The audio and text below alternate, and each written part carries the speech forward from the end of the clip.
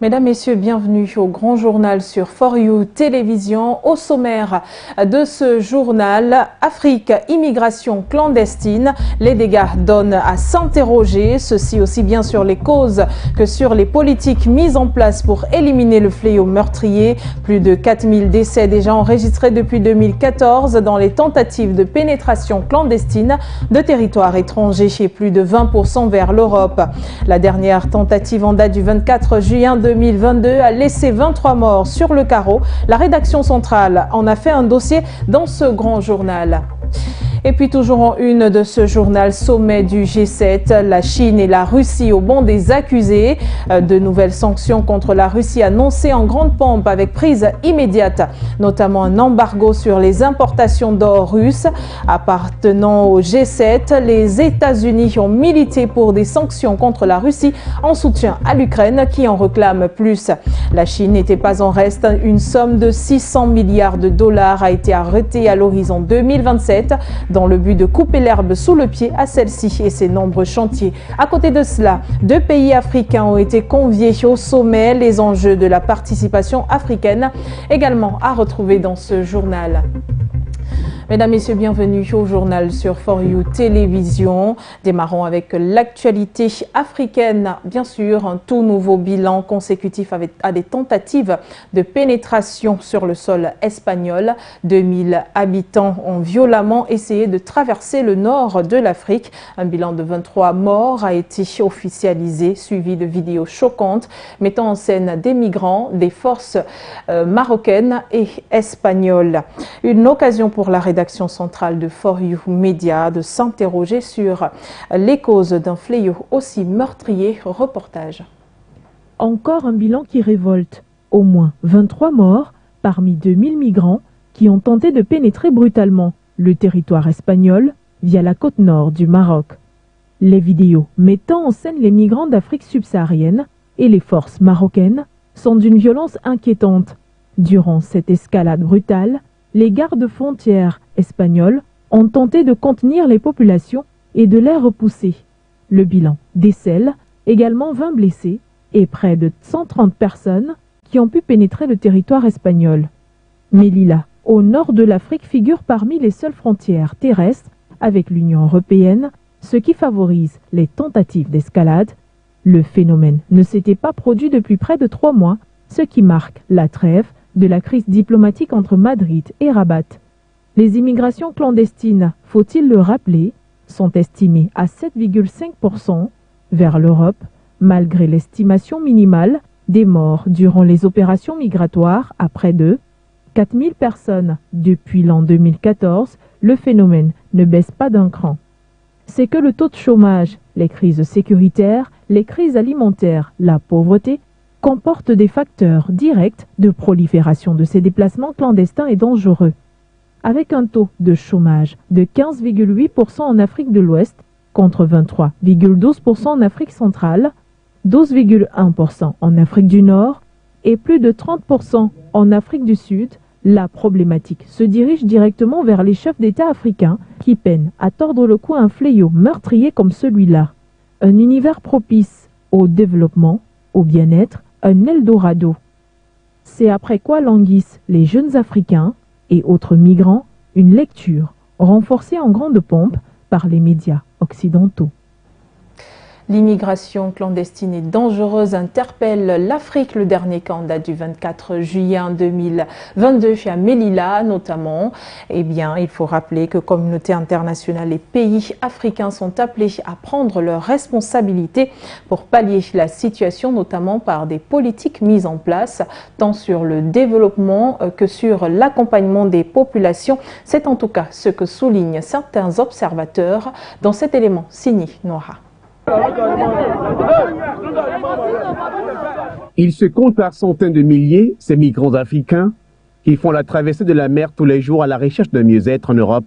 La raison est une absence de politique d'encadrement. Il faut dire que le mouvement migratoire dans son ensemble en Afrique est la conséquence des vulnérabilités, des conditions de vie difficiles, de la malgouvernance et des crises sociopolitiques qui plombent le développement socio-économique et politique des pays africains et qui ne donnent pas très grande possibilité ou opportunité à la jeunesse de ces pays-là de pouvoir réaliser leurs rêves dans leur pays d'origine et qui pensent que l'alternative idéale serait de l'autre côté de la mer, serait de s'immigrer. Cette situation amène donc ces migrants à risquer leur vie, trouvant la mort au passage. L'enclave espagnole de Melilla, au Maroc, était la preuve palpable. Cette zone porte d'entrée de l'Espagne, souvent prisée par les migrants, a été le théâtre de scènes de heurts face aux gardes frontières marocaines lors d'une tentative de la traversée de la grille frontalière de 2000 migrants vers l'Espagne le vendredi 24 juin 2022. Des scènes de violence qui se sont soldées par la mort de 23 migrants africains et de nombreux blessés, roués à coups de matraque par les gardes frontières marocaines, par la suite entassés comme du bétail.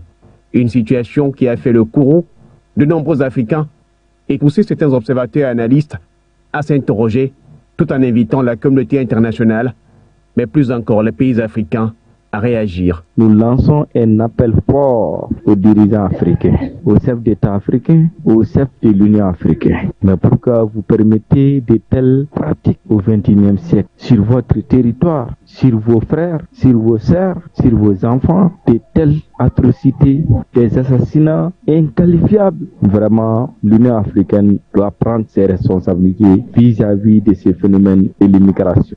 La solution pour pallier à cette crise migratoire passe par le développement de l'Afrique et non par l'argent, comme pourraient le penser certains. Pour cela, les États africains et l'Union africaine sont une fois de plus interpellés. La solution passe, n'est-ce pas, par le développement de l'Afrique. Et par là, j'interpelle nos dirigeants. J'interpelle l'Union africaine.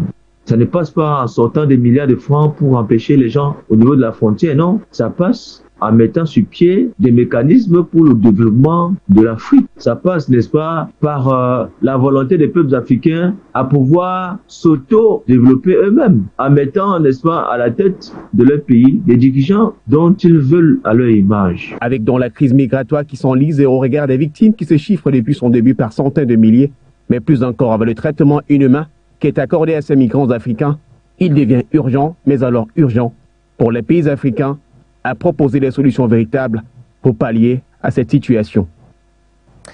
Merci Noira. Le sommet du G7 s'est ouvert le 26 juillet en Allemagne et s'achèvera le 28 juillet de la même année. Au parfum des échanges, la crise en Ukraine, crise alimentaire ainsi que le réchauffement climatique. Mais au bout des lèvres, les sanctions contre la Russie et l'éviction de la Chine sur le plan commercial, prise bien sûr, surtout diligentée par les États-Unis et soutenue par la Grande-Bretagne. Des détails dans cet élément. Se liguer contre la Russie et contre-attaquer la Chine sur le marché commercial, ses projets en cours d'exécution et ses investissements dans divers pays, deux batailles non pas diamétralement opposées pour le président américain, mais bien complémentaires. Ce sont les objectifs présentés et défendus par Biden au sein du G7 qui a débuté le 26 et s'achèvera le 28 juillet 2022 en Allemagne. Un dossier à la fois, c'est la Russie qui a le vent en poupe au vu de la crise en Ukraine, parvenue à son 5e mois et les doléances chargées de pression de Volodymyr Zelensky, président ukrainien. Celui-ci a plaidé pour plus de sanctions envers la Russie et plus de soutien pour son pays. Dans la foulée, le président Biden et le premier ministre britannique Boris Johnson ont annoncé un embargo immédiat sur les importations d'or russe. Celui-ci touchera directement les forces russes, ainsi affaiblira la manœuvre du président Poutine, selon les protagonistes. D'autres blocus sont annoncés en pompe après la frappe du week-end dernier d'un centre commercial dans la capitale ukrainienne. Les pays réunis, les États-Unis, l'Allemagne, la France, la Grande-Bretagne, l'Italie, le Japon et le Canada ont assuré à l'Ukraine un soutien implacable du G7, mais aussi de l'OTAN. Le dossier chinois a à nouveau été introduit par Biden et soutenu par la Grande-Bretagne. Celui-ci désire contrer la Chine en investissant dans les secteurs infrastructurels et énergétiques des pays d'Afrique, d'Asie et d'Amérique latine. D'ailleurs, lors d'une tournée en Afrique de l'Ouest, le secrétaire américain adjoint au commerce l'avait miroité au chef d'État, suivi d'une aide alimentaire. Impulsée par le président Biden, les pays amis ont décidé de mobiliser 600 milliards de dollars à l'horizon 2027 afin de couper l'herbe sous le pied à la Chine et ses nombreux chantiers. Indonésie, Inde, Afrique du Sud, Sénégal ont également été conviés au sommet du G7. Une lecture simple: le bloc occidental serait-il en quête d'alliés contre ses ennemis déclarés, la Chine et la Russie?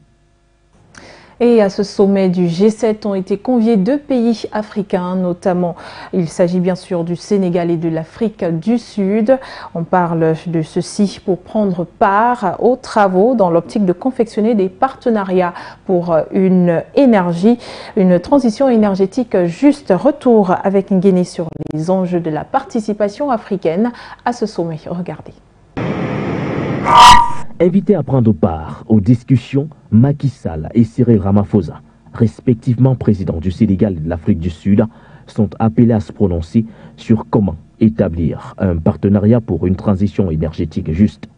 La présence de l'Afrique du Sud n'est donc pas anodine, puisque le GTEB compte bien s'inspirer de l'exemple de ce pays de l'Afrique australe en passe de devenir l'un des cadres les plus prisés de la transition énergétique, tel qu'évoqué lors de la COP26 à Glasgow. Aussi, dans sa tentative inespérée d'abandon du gaz russe, l'Europe tentera bien que mal de convaincre le Sénégal à considérer comme un futur gazier dont la production jouera un rôle important aussi bien au niveau domestique qu'à l'exportation. Le moins qu'on puisse dire est que l'Europe est bel et bien à la recherche de nouveaux fournisseurs et le continent africain semble être une fois de plus une bouée de sauvetage. Au premier jour de leurs échanges, les 7 pays les plus industrialisés au monde, dont l'Allemagne, la France, les États-Unis, le Canada, le Japon, l'Italie ou encore la Grande-Bretagne, ont en outre annoncé élargir les sanctions contre Moscou en décrétant un embargo sur l'or nouvellement extrait en Russie. La crise alimentaire n'est pas un reste et fait également partie de l'une des priorités sur lesquelles doivent se pencher les chefs d'État et de gouvernement du G7 lors de ce sommet. L'on comprend donc cette volonté manifestée par Boris Johnson, celle d'instruire une action urgente pour relancer les exportations vitales des céréales de l'Ukraine. Est-ce qu'à la présent au Nigeria, où les autorités ont appelé les habitants du nord-ouest de Zamfara à se défendre contre des gangs formés qui multiplient les forfaits? Ainsi, des centaines d'armes seront donc distribuées à ces populations. Nous dites-vous, Eboke Yangale dans ce reportage. Faudrait-il le rappeler? Le Nigeria, depuis un certain temps, fait face aux enlèvements et attaques violentes suite aux incursions de Boko Haram sans doute. Il ne se passe pas une semaine sans qu'une localité ne soit attaquée. La dernière en date est survenue dans une église catholique dans l'état de Kaduna, dans le centre-ouest du pays, faisant au moins 3 morts. C'est dans l'optique d'enrayer ce phénomène que le gouverneur de Zamfara a déclaré qu'il délivrerait des armes aux populations dans le but de juguler efficacement contre ces attaques condamnables qui mettent en mal la tranquillité de ces paisibles citoyens. Le gouvernement a décidé d'aider la population en leur donnant des armes afin que les cultivateurs puissent vaquer à leur occupation en toute sérénité au cas où il y aurait attaque. Pour y rentrer en possession, il sera question de remplir cette condition primordiale, à savoir s'enregistrer auprès d'un commissariat contre délivrance d'une licence. Cette mesure visant à donner des armes aux populations n'entre pas en contradiction avec la loi en vigueur qui prévoit des mécanismes d'autorisation de port d'armes. Dans le cas d'espèce, pour y entrer en possession, les populations devront se rendre dans un commissariat muni de leurs pièces d'identification. Ils recevront dès lors une autorisation de port d'armes. Rappelons que le Nigeria peine à enrayer une vague meurtrière d'enlèvement contre rançon par des bandes armées sans foi ni loi dans le nord du pays. Ces derniers ciblent en l'occurrence les communautés rurales non protégées, les écoles et les automobilistes sur les autoroutes. Cependant, une question se pose, celle de savoir est-ce que cette mesure prise par le gouverneur de Zamfara ne pourrait pas avoir un effet boomerang? En Afrique du Sud, à présent, mort suspecte de 21 adolescents. Ils ont été retrouvés au petit matin et leur corps ne présente aucune trace de violence. Toutes les théories sont tournées vers une intoxication alimentaire. Retour sur les faits et plus de détails avec vous, Bala, dans ce reportage. La majeure partie des morts, les plus jeunes, âgés de 13 ans ont été retrouvés le dimanche 26 juin 2022 au petit matin. Certains sur des tables, d'autres par terre. Sans vraiment comprendre ce qui s'est passé, plusieurs thèses ont été évoquées, parmi lesquelles celle d'une bousculade qui a rapidement été rejetée par la police présente sur les lieux, car les enfants morts ne présentaient aucune blessure physique, qui sont traditionnellement les traces de violence. Et une autre thèse, qui est celle d'une intoxication de gaz lacrymogène. Et la dernière, une thèse d'empoisonnement de vin frelaté. De hauts responsables du gouvernement se sont rapidement rendus sur les lieux, dont le ministre de la police, qui a tout de suite fondu en larmes en sortant de la morgue où les corps ont été déposés. Le président Cyril Ramaphosa, qui se trouve en Allemagne pour assister au sommet du G7, a présenté ses condoléances aux familles endeuillées. Précisons que nombreux débits de boissons informelles, surnommés Sheben, sont autorisés ou tolérés dans les grandes villes sud-africaines, dans ces quartiers pour la plupart défavorisés, autrefois réservés aux non-blancs avant la fin de l'apartheid. Mais la réglementation sur l'âge légal pour la consommation d'alcool n'est pas toujours appliquée. Les autorités envisagent désormais de revoir la réglementation sur les licences d'alcool dans un pays compté parmi les plus grands consommateurs d'alcool du continent africain. Parlons d'économie dans ce grand journal et surtout d'agriculture. La Banque islamique de développement consentit la somme de 52 milliards de francs CFA pour aider les riziculteurs camerounais. Bien sûr, il s'agit du cadre du développement de la chaîne du riz. C'est au cours de la 47e réunion annuelle des gouverneurs du groupe de la Banque sous le thème « Accélérer la reprise et réduire les inégalités dans le développement durable à l'horizon 2035 » que l'annonce a été rendue publique. Reportage Koumabiti. La Banque islamique de développement se positionne parmi les principaux investisseurs au Cameroun à travers ses interventions dans plusieurs secteurs d'activité, notamment le développement des infrastructures sur les 18 projets actifs à travers le pays. La 47e réunion annuelle du Conseil des gouverneurs qui s'est tenue en début de mois de juin a permis de renforcer cette coopération avec l'approbation d'un financement de 52 milliards de francs CFA, soit un total de 84 millions de dollars pour une promotion de la riziculture au pays. Cet appui financier permettra de relever la production locale du riz en baisse de 10% comme l'a relevé la société d'expansion de la riziculture à Yagua lors de la récente campagne rizicole de 2022 des saisons de pluie pour ces bassins de production de Yagua et de Maga dans l'extrême nord. L'un des facteurs à l'origine de cette baisse de performance est lié au délestage récurrent de cette partie du pays avec un impact négatif sur l'irrigation des champs par les pompes qui fonctionnent plutôt grâce à l'énergie électrique. Il faut souligner qu'avec un capital de 4,5 milliards de francs CFA, la société à capitaux publics veut atteindre la barre de 100 000 tonnes en 2022 contre 80 000 tonnes l'année précédente. À travers les actes de cet acabit, la Banque islamique de développement entend œuvrer aux côtés du Cameroun pour lutter contre l'insécurité alimentaire qui se manifeste par la forte inflation sur le marché depuis la survenue de la guerre en Ukraine. Rendons-nous à présent du côté du Kenya, plus particulièrement Nairobi, où c'est la fin d'une assise entre 195 États à l'occasion d'une convention onusienne pour la biodiversité biologique, dans le but de préparer la COP15 qui se tiendra en décembre prochain à Montréal. Les progrès sont tout de même négligeables, nous dites-vous dans cet élément Emamoto. C'était la 4e rencontre pour préparer un cadre mondial visant à mieux protéger la nature et ses ressources d'ici 2050.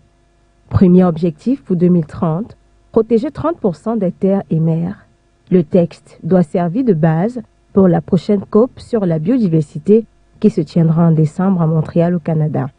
Plus de 40 000 espèces animales et végétales sont menacées de disparition selon l'Union internationale pour la conservation de la nature. Au terme de ces 6 jours de négociations acharnées, les progrès semblent encore minimes, selon Brian O'Donnell, directeur de l'organisation Campaign for Nature. Il affirme que la majeure partie du temps avait servi à des chamailleries techniques, laissant les décisions majeures irrésolues. Les négociateurs ont travaillé d'arrache-pied pendant 6 jours pour tenter d'avancer sur le projet de texte. Mais beaucoup d'observateurs pointent le travail restant. Cette semaine de négociation, elle s'était ouverte avec un élan qu'on n'avait pas connu depuis longtemps, dans la mesure où les dates de la COP15 qui doit voir adopter cet accord mondial sur la biodiversité avaient été confirmées pour la fin de l'année 2022 à Montréal. Donc on peut espérer à ce titre que ça s'accélère un peu à Nairobi. Force est de constater aujourd'hui, donc au terme de 6 jours de négociation, que c'est pas vraiment le cas et que les négociations ont plutôt patiné en dépit des efforts qui ont été fournis par toutes les délégations sur place et du temps qui a été consacré sur chaque article du texte. Un grand point de blocage, c'est la question du financement de la biodiversité qui cristallise beaucoup de tensions et qui surtout conditionne dans l'esprit de certains États l'avancée sur d'autres sujets très concrets comme la restauration des écosystèmes, la conservation des écosystèmes. Les progrès sont très limités. Dans l'ensemble, le texte n'est pas du tout prêt à être adapté déjà dans sa forme et encore moins dans son contenu parce qu'il n'est pas du tout ambitieux à ce stade. Beaucoup de parties du texte font toujours l'objet de désaccords, alors que Nairobi devait servir à rapprocher les points de vue et à épurer le document. Des délégations ont introduit de nouveaux éléments. Une division nord-sud est également apparue entre les pays. Certains sujets ont été particulièrement débattus, comme l'agriculture. Les États s'opposent au taux de la réduction des pesticides, la surutilisation des engrais, le besoin de produire davantage. Autre source de tension, les finances. Plusieurs pays, notamment le Brésil, l'Argentine, l'Afrique du Sud, le Cameroun et l'Égypte, ont renouvelé une demande que les pays riches fournissent 100 milliards de dollars par an jusqu'en 2030 aux pays en développement pour préserver la biodiversité. Les participants ont prévu de se retrouver pour une dernière session de négociation juste avant la COP15 en décembre. Des sessions plus informelles auront lieu d'ici là, en plus petits groupes, pour tenter d'arriver à Montréal avec le moins de divergences possible. Merci Emma Muto. Innovation en Ouganda, le ministère de l'énergie ougandais a mis en circulation près de 250 motos-taxis électriques du nom de Boda Boda qui fonctionnent sans moteur. Une innovation qui permettra de lutter contre la corruption et de mettre en place la mobilité électrique. Reportage P. Taxis électriques circulent sur les routes de Kampala. Ces engins à 2 roues, appelés Boda Boda, sont des principaux moyens de transport à l'Ouganda. Pour favoriser la mobilité électrique, la start-up Zembo a mis en place des bactéries de rechange dans les stations de la capitale. Sans moteur, ces engins à 2 roues fonctionnent grâce à une bactérie électrique que le conducteur doit changer tous les 70 km environ. Dans une station du quartier de Makerere, au cœur de Kampala, les motos électriques de la start-up Zembo vont et viennent pour remplacer leurs bactéries. 4 nouvelles stations ont été inaugurées sur la route menant à la grande ville de Masaka. Un premier pas pour le membre de la task force du ministère de l'Énergie sur la mobilité électrique, David Birumaso, qui affirme que le travail se poursuit pour piloter les différentes technologies et s'assurer qu'elles soient facilement adaptables entre elles. Il assure également que l'objectif est qu'au moins 25% des transports en Ouganda passent à l'électrique d'ici 2035. Toutefois, si les motos sont pour l'instant la priorité du Task Force, 4 bus électriques fabriqués par l'entreprise publique Kira Motors sont déjà en circulation et d'autres projets sont en cours de développement. C'est la fin de ce journal. Merci mesdames, messieurs de l'avoir regardé. Restez en compagnie de nos programmes. L'information se poursuit sur For You Télévision. Bonne soirée à tous.